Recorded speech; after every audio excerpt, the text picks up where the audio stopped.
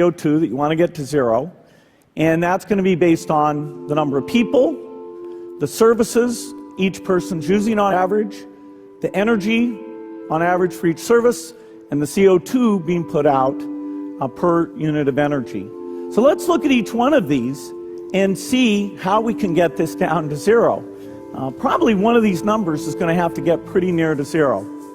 That's back from high school algebra, but let's take a look. First, we've got population. The world today has 6.8 billion people. That's headed up to about 9 billion. Now, if we do a really great job on new vaccines, healthcare, reproductive health services, we could lower that by perhaps 10 or 15%.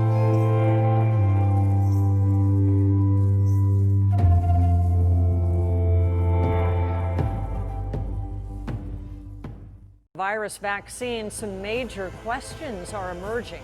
Good evening, I'm Kimberly Hunt. And I'm Steve Atkinson. A lot of people are wondering if the government could force people to get it, or could people who refuse get banned from stores or lose their jobs?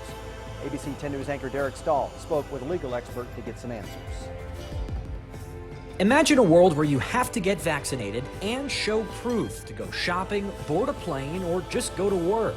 Legally, it could happen, says University of San Diego law professor Dov Fox. States can compel vaccinations in more or less intrusive ways. They can limit access to schools or services or jobs if people don't get vaccinated. It could force them to pay a fine or even lock them up in jail. Those measures have been adopted in other countries like France, but not so far in the United States. It all dates back to a Supreme Court case in 1905. The court held that Massachusetts could fine people for not getting vaccinated against smallpox. That case became the basis of vaccine requirements at schools across the country. Courts have found that when medical necessity requires it, the public health outweighs the individual rights and liberties at stake. Just last year, New York City passed an ordinance fining people for not getting a measles vaccination. But there's a big difference between what states have the power to do and what Congress could do. There are these questions, separation of powers, Commerce Clause question.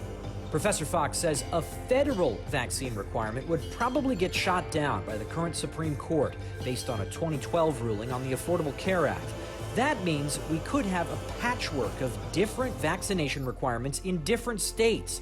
Professor Fox says states would need to allow exemptions for people with legitimate medical risks like pregnancy, but not exemptions for other reasons.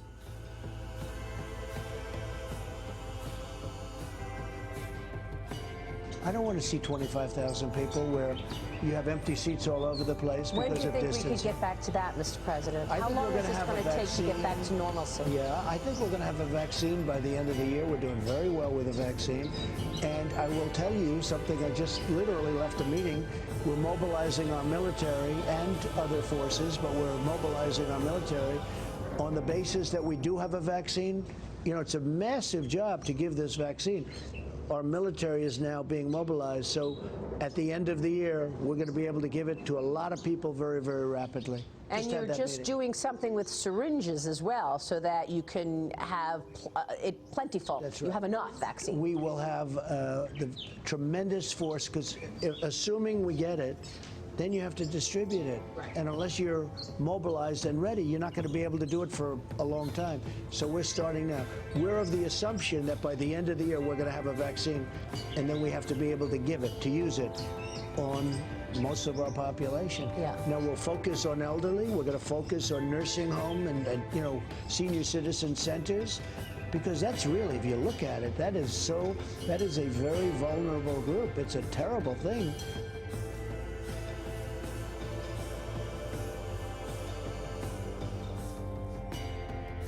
Let me put it very clearly. You have no constitutional right to endanger the public and spread the disease, even if you disagree. You have no right not to be vaccinated. You have no right not to wear a mask. You have no right to open up your business. Wait, can I stop you? No right not to be vaccinated? Meaning if they decide you have to be vaccinated, we have to be vaccinated? Absolutely. And if you refuse to be vaccinated, the state has the power to literally take you to a doctor's office and plunge a needle into your arm. If the vaccination Where is that in the Constitution?